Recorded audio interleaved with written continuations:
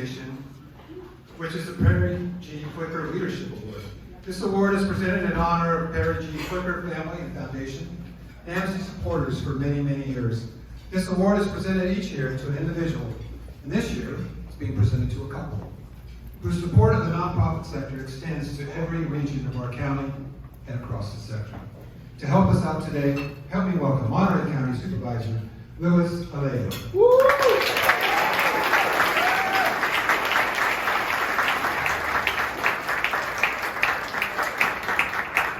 Good morning, everyone. First of all, on behalf of the Board of Supervisors, I just wanted to take a moment to really thank each and every one of you, every nonprofit who has really provided leadership during the most challenging of times, serving our community, serving our families, uplifting them, and making our communities a better place to live.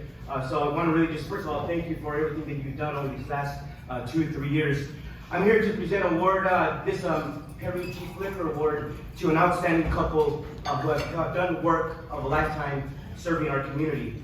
Dr. Edgar Castellanos is the Medical Director for Community Human Services Drug Treatment Programs, including Genesis Residential Center, Off-Lane Clinic, and the Outpatient Treatment Centers. He and his wife, Esther, a physician assistant, also work with Sun Street Centers, Doyleholt, and Valley Health Associates. It is no exaggeration to say their work in the nonprofit drug treatment field over the last 35 years has improved thousands of lives, saved hundreds of lives, and improved our community immensely. Dr. Edgar Castellanos and Esther Castellanos have been pioneers in the field of drug treatment in Monterey County for 35 years.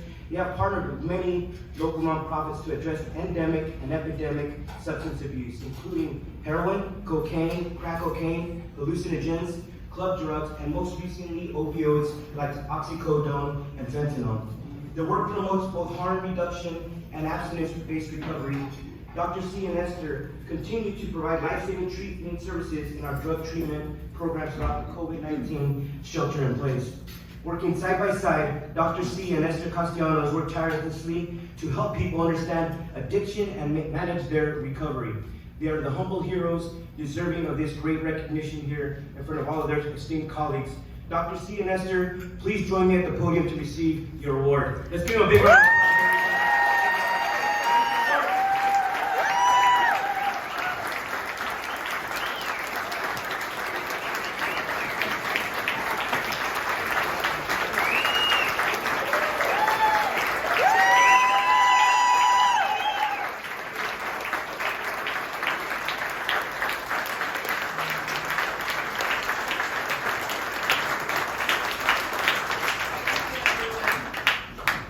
We are very humbled by this recognition. This means a lot to us.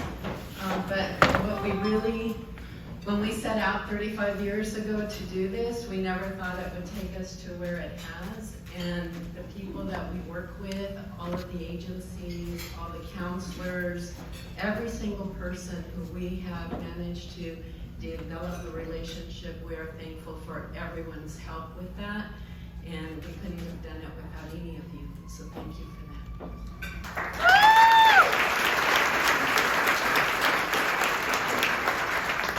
I usually am not speechless when I'm speaking to patients or staff.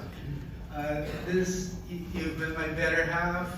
She is the rock that has allowed this to happen. 35 years ago, as a new physician, I stumbled upon the field of addiction medicine. Back then, it was just an organization who had brought, a national organization and a state organization who had brought together scientific work, leadership in an area that needed help and consolidation and evidence-based medicine. We stumbled upon it when I took a job in the jail and worked in the emergency department, and I would see how people with addictions were treated poorly, including myself unintentionally.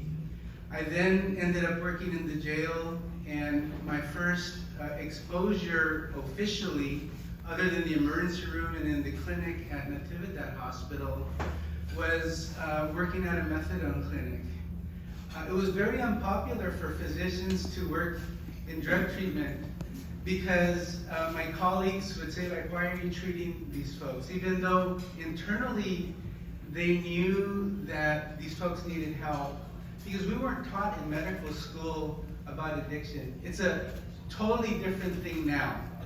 Back then, it was not fashionable to be an addiction doctor. It was actually a negative. However, we were fortunate enough to work with Community Human Services when their physician that was working for the jail stopped coming, and they said, would you come and help us? And of course, I said yes. Then later on, I was invited to participate in a drug treatment program at Sun Street Centers, where I was asked to start talking to patients, and then the founder there encouraged me to get more education. That's when Esther and I became more informed on how the brain works. Addictions are a complex brain disorder. It is complex. It is not a simple brain disorder. It is complicated. And then we later partnered with Door to Hope, and then in the last 10 years or so with Valley Health Associates. This could not have happened on our own. This has been a journey, just like everybody's life's journeys have been. We've learned, this is basically a tribute to all these agencies, all the counselors. I want to thank Robin McCrae. I want to thank Anna Folia from Sun Street. I want to thank Chris Shannon and Natalia Glover, who are the leaders in those organizations. I want to. We've been, as other people have talked about, we've been in the trenches, and when you're in the trenches, you get dirty in the trenches. You suffer emotionally, and you of what you see, and then you rejoice when you see the positive effects. And I want to thank you for being nominated, Esther and myself, for this award. And we're grateful to all the agencies that we've been able to work with. And this has been providence for our life. We've been blessed, and we hope to be able to continue to contribute to the well-being of many people in this community. Thank you so much. We greatly appreciate it.